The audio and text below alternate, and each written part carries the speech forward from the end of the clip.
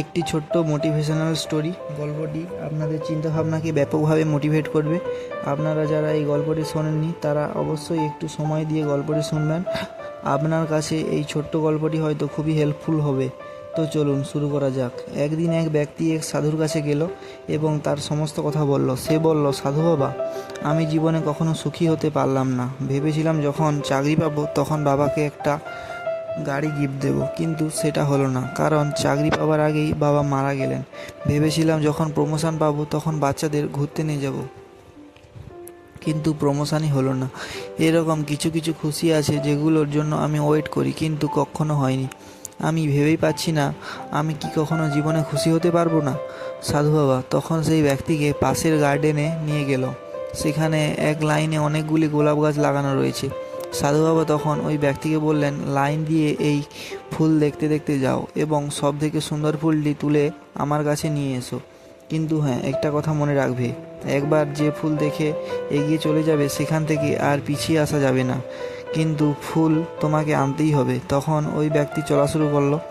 ব্যক্তি কিছু বড় ফুল দেখলো, কিছু ছোট ফুল দেখলো, প্রত্যেক ফুলের কাছে গিয়ে তুললো না। ভাবলো ওর থেকেও বড় ও সুন্দর ফুল হয়তো সামনে রয়েছে। এই ভাবতে ভাবতে একসময় সে একদম শেষ প্রান্তে পৌঁছে গেল এবং সে দেখলো আর শুধুমাত্র কিছু শুকিয়ে যাওয়া ফুল রয়েছে।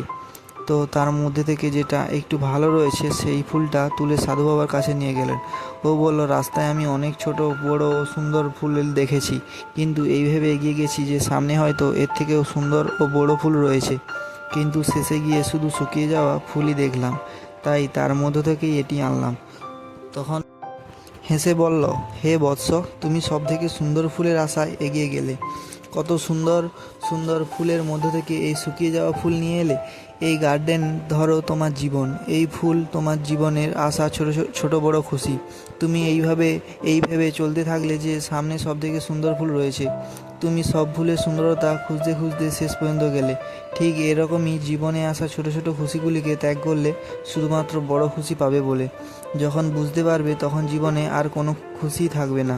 বন্ধুরা, এই ছোট্ট একটি গল্প দিয়ে নিজেকে এবং আপনাদের মনে করিয়ে দিলাম যে জীবনে আসা ছোট ছোট খুশিগুলিকে অ্যাভয়েড না করে সেলিব্রেট করুন। কালকের জন্য না ভেবে আজকের জন্য বাঁচুন।